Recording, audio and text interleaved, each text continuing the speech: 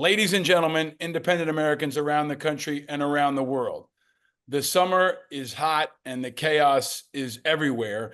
And none of it is more important, in my view, than what's happening in Ukraine right now. While the world is gathering in Washington for the NATO conference, America looks at our presidential campaign in turmoil. Kids are dying because of Russian attacks in Ukraine. And that's what we want to bring back to focus. So we're bringing back a returning champion, a really trusted and important voice from the ground in Ukraine. The great and powerful Tim Mak is back on Independent Americans. Welcome back, sir. Thanks so much for having me. So before we got started, you said you just lost power. So right now, just in the last couple of minutes here, yeah. So I'll tell folks that if we lose Tim, we'll bring it back in. The audio may be patchy at times. I'm really grateful you did this. Tim, this question maybe has never been more important, but I ask it of every guest. Where are you and how are you?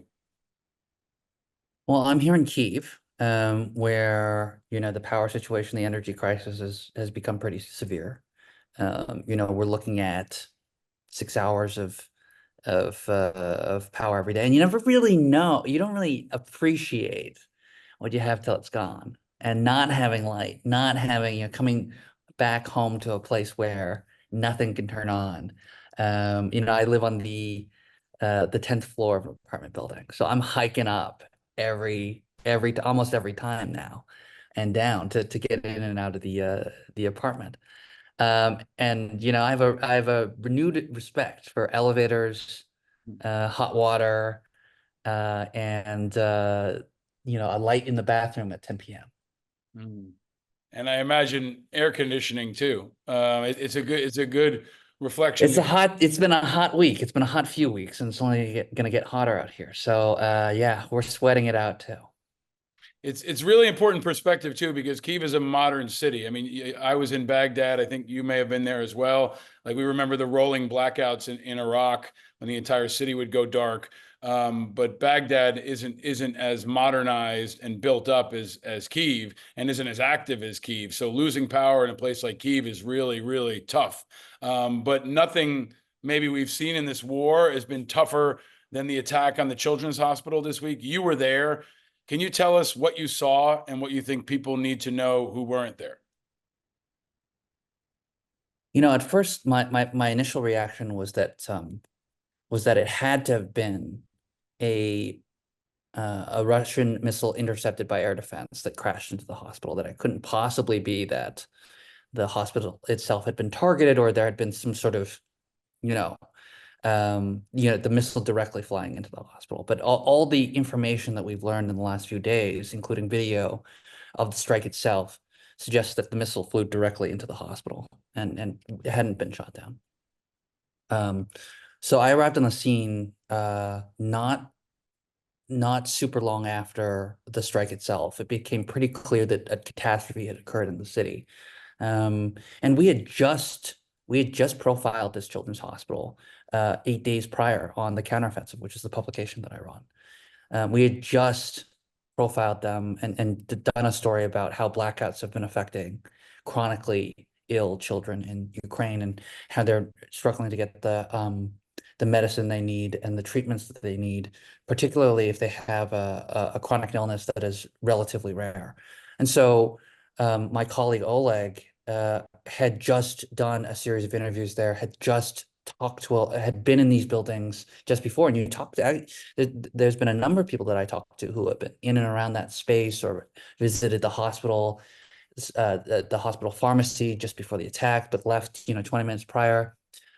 And when I arrived, the thing that strikes you the most isn't necessarily the sight of all the blown out windows and the various the thing that you notice isn't just the blown out windows or the debris. Really, it's the smell. It's this very thick smoke, the burning of a building that's been blown up, and seeing that and seeing all the chaos was really striking to me. But what I also saw was a lot of civilians rushing to the site with just latex gloves, bottles of water, chocolate bars, people of all ages running over to do whatever they could to start clearing the rubble. People just no one had to ask them. They just spontaneously started sweeping up glass, started trying to organize the mess that this attack had created. Medical workers rushed to the scene, soldiers rushed to the scene, law enforcement rushed to the scene, firefighters rushed to the scene, reporters rushed to the scene, and everyone was trying to do what they could to help in some way. And it's that sort of civic action that you see that defines a nation during wartime. You know, that it's one of those things that kind of shows you what's at stake here. That these people who deeply care about their country and their community, most of them having zero training whatsoever in, you know, medical, first aid or emergency response, picking up a broom. You know, one of the photos we published on the counteroffensive is just of these neat piles of glass within the first hour and a half of the attack. People just sweeping up things around the hospital because they wanted to play a part. Other people running towards the hospital with just jugs and jugs of water, which they put near the rubble, so that the first responders could get water when they needed it. That's what struck me, is both just the terror of it. You know, there was an additional air alert right after the attack. So all the first responders arrived, and then there was an air alert and an explosion above as there was some sort of air defense fired. So there was just the terror of being there and worried about a potential double tap situation where Russia might try to strike a second time as first responders are arriving. So there was that terror side, but there was also the civic side where you saw and was inspired by communal action, you know, personal responsibility, people just showing up and trying to do something to help their community. I was going to ask you to explain the double tap, which the folks who serve in the military understand, but you know, it's the potential of it, the fear of it, and of course the possibility of it is catastrophic, right? The idea that a second strike hits the first responders and it becomes an even greater mass casualty incident. Tim, the work you've been doing at the counteroffensive is really important, and we try to highlight independent journalism as much as possible on independent Americans, and I encourage everyone to check that out. You're also a combat veteran yourself. You served in the U.S. military. Not a combat veteran, not a combat I'm sorry. veteran. I served in the military, but this is my only war here in Ukraine. Thank you for clarifying. I appreciate that. But you've served in uniform, you've covered war zones. This feels, you know, in terms of the PR component, it feels like a very, very big moment because it's kids, right? And when kids are involved, it touches people in a way that's different. And then you talked about the civic response. This looked almost more like our 9/11 than anything else we've seen. Civilians rushing in, a big building going down, obviously civilians targeted. Can you put it in some perspective? You've seen a lot of bad shit. Kids with cancer coming out of a hospital with shrapnel wounds. I mean, can you put it in context how this felt to be around and what you saw? It's hard to process the emotions of what you saw until, you know, often after you see the things. But I think there are some striking images that come to mind, including, you know, scared children hiding in basements after the attack and injured patients. There's a photo of cancer patients, all without who have undergone chemotherapy, all of whom have lost their hair, standing outside after the attack with masks on because of the smoke and the debris. It's not quite a 9/11 scale attack in the sense of the casualties. I mean, thousands of people were killed on 9/11. But one thing that I think is worth making a comparison to 9/11 about is the danger that first responders put themselves in to respond to the site. Asbestos is a major problem here in Ukraine, and when buildings like this get blown up, first responders are all making deep individual sacrifices to respond because they're exposing themselves to potentially hazardous scenes without proper equipment. And everyone who's civic minded and wants to respond to these situations, they're also much like the first responders on 9/11, they're also exposing themselves to a hazardous environment. I think You that's know, important it for folks so to understand, because you can't really see that in the still images. And I think sometimes civilians think that these are all trained professionals. And I remember being there on 9/11 and seeing everybody chipping in, seeing people bring in water, seeing people setting up an eye wash station, and just the lasting effects of it. Tim, you've joined us twice, and I back in March of 24 this year, May of last year. I encourage folks to go back and check out those episodes and hear the evolution of this through your eyes. But you've also got a really good feel for the Ukrainian people, and you're talking to them, you're reporting. Can you talk about how it feels right now to have this happen and still have what I think is a ridiculous restriction on their ability to hit back inside Russia? I think it's insane, almost unimaginable that we would ask them not to hit back. After 9/11, we're hitting Afghanistan back almost immediately. To tell them they can't hit back inside Russia as Russia kills their kids is shameful to me, but it's also amazing that they haven't done it anyway. Like, I feel like if we tried to hold back Americans, they would have, gotten in a pickup truck and tried to go to Afghanistan themselves. How do Ukrainians maintain this discipline? How are average Ukrainians not getting in a truck right now and trying to blow up the Kremlin, even though they're being restricted? Talk about what you're seeing and hearing from the people that aren't politicians, ordinary Ukrainians that are under this constant threat Sure. with their hands tied.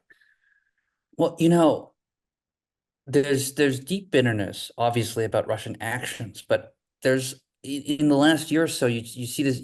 I felt this evolution where anger towards Russia is just guaranteed, it's understood, but this feeling of betrayal about allies, holding them back is leading to a whole new line of bitterness.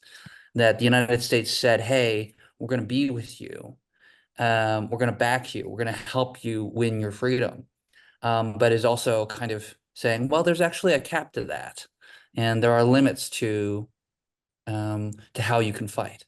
And we're gonna tie your hands, one hand behind your back here. There's a lot of bitterness about that, even as there is this kind of conflicted view of gratitude for, of course, the United States has been uniquely helpful to Ukraine, and I think most people would acknowledge the primary role that the United States has had in Ukraine's defense. But when events like what happened with the Children's Hospital on Monday, when that happens, and you think, well, Ukraine isn't allowed to use American weapons to strike back deep into Russian territory, and actually the Biden administration reaffirmed that after the attack, that there would be no change in policy.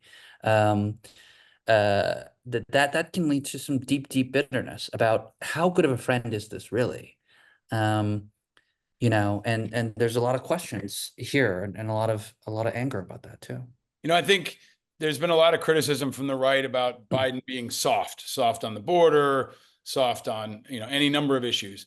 I think this is an example of where it's warranted. I think he's soft on Russia. I think the fact that he comes out so quickly in a way that I feel is almost a betrayal of our alliance, to say to them, you know what, your kids just died. Sorry, same handcuffs. While we welcome them to Washington for NATO, is kind of like the crossroads that I think we as veterans have to uniquely focus on to try to put it in American terms, whether it's through 9/11 or some other context. As we have this conversation, my AVU co-founder, Nolan Peterson, is in Ukraine. Adrian Bronnenberger is just back. Bonnie Carroll is today at NATO meeting with Mrs. Zelensky, and we're trying to bring American veterans to continue to focus on this. Can you talk about that? The veterans you've talked to or you've seen, whether it's through your reporting or even just your personal network. I feel like, American veterans continue to get it more and more. There are some that are influenced by the misinformation and the disinformation, but I continue to think even now more than ever, our ability to explain this in American terms to Americans is very important. Can you talk about that subject particularly? Well, I think that, as someone who served in the military, I do know that military service members and veterans, they focus on maybe slightly different thing than your average voter or your average citizen, right? Having been through the military, they have certain views about, let's say, government bureaucracy. Mm. or foreign affairs. And I think the argument that I would use in talking to um, my fellow veterans is that, you know, this is not a war that's just about Ukraine. This is a war about the future of the world, and whether we allow authoritarianism to rule or whether a democratic society, even though it's smaller, can persist and survive. And it's not just a matter of Russia versus Ukraine. It's a matter of what kind of message does China get if the West decides to give up on its friends or allow an unjust peace to be arranged. Um, and does this sort of weakness invite future war and future conflict by authoritarians against democracies that it feels that it can win ultimately because the West isn't going to pay attention in the long term, Yeah. or is going to try to handicap its allies in some way. That's going to be that's the strategic picture here, and I think that veterans really do understand that strategic picture. Mm.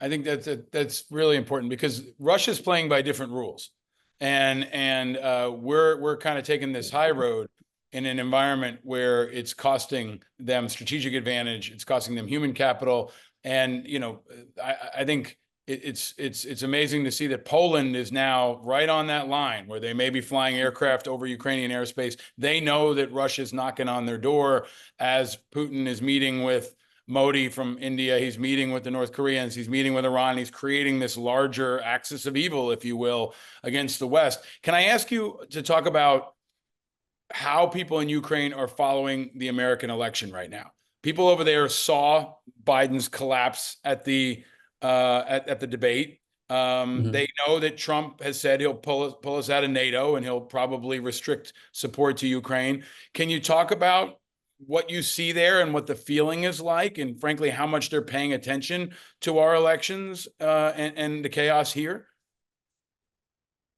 Yeah, I mean, I think that they are certainly paying attention because it's existential for them. Me and the rest of the counteroffensive team, we were up at 3 o'clock in the morning to watch the debates. And I distinctly remember a moment, maybe 30 minutes in, where my colleague Miroslava, she turns to me and she's referring to my dual citizenship here. She says, "Well, at least you're Canadian too," Hmm. because it was just so clearly a disaster. I can't speak for all Ukrainians. I will say that the counteroffensive did its first ever national poll in Ukraine, and we polled over 2,000 people to try to understand whether folks viewed a Biden second term or a Trump second term as better for the Ukrainian war effort. And the results were that 8 times more people in Ukraine felt that a Biden term would be better than a Trump one. Now, the debate may have changed that in some way because this poll was done before the debate, but I think fundamentally, people in Ukraine are really very worried about what a Trump presidency might bring for them because, Trump has long had a chip on his shoulder about Ukraine. You'll remember his first impeachment was because he was trying to blackmail Zelensky over military aid and was saying essentially, hey, give us some dirt on Biden or give us something on, initiate some sort of investigation on my political opponent, or I'm going to withhold military aid. So people know this history. People understand that Ukrainian politics and the Ukrainian trajectory has been deeply influenced by the American political process over the last decade, all the way from Crimea to the Maidan to military aid during the Trump era to now the full-scale invasion. There's been this intricate connection between American politics and Ukrainian outcomes that I think is super unorthodox and super unusual for a country in this place on the planet. And it's been very interesting to see. Tim, we just recognized American Independence Day as Ukraine fights to preserve its independence from Russia and from Putin. I think that NATO is bringing this back on the radar. Unfortunately, the attacks are bringing this back on the radar, but now we're going to go deep into the presidential elections, where it feels like Ukraine might not be front and center in a couple of weeks, especially if Trump's trials continue and his sentencing happens and all these other components. Can I ask you, in the weeks to come, what do you think is next? What is the story in Ukraine that folks need to watch for, or you think is important that the mainstream media, I hate to use that term, but it's true, like corporate media, is not going to cover? What do you see as a big underreported story that folks should watch for the next couple of weeks in Ukraine? Yeah, I mean, I think the story that people ought to pay attention to is the deteriorating living condition in Ukraine, which is a European country, well developed before the full-scale invasion, and what Russia has turned it into is a country which has 2 or 4 or 6 hours of power during the day, which has a deteriorating standard of living for everyone, whether you're soldiers on the front lines or your children studying in elementary school, or you're just an average Joe that is trying to go to work and make ends meet. The economy is suffering tremendously. You can imagine everything from supermarkets to cafes to any business that manufactures stuff and needs power in order to run. All of that is suffering, and that's going to mean a lot of long-term pain for innocent people as the war drags on. Tim, I think that's a really great point to flag for people. Putin's plan all along has been to wear out the Ukrainians, wear out the West, and that would be another way to do it. Be tough in the summer, be deadly in the winter. And look, man, I got to let you go. You've been struggling with a lack of power throughout this conversation, but we're going to link in the show notes to all of your work at the counteroffensive. I want to thank you for being out there, man, for being so vigilant in your coverage and bringing us this information now, especially. We're going to stay on it. I hope you can come back again soon. Slava Ukraine, and stay vigilant, man. Thanks so much. And if any of your listeners to check out our publication, they can find it at www.counteroffensive.news. Right on. We'll definitely make them check it out. All right. Thank you, Tim. Stay safe, man. Thank you.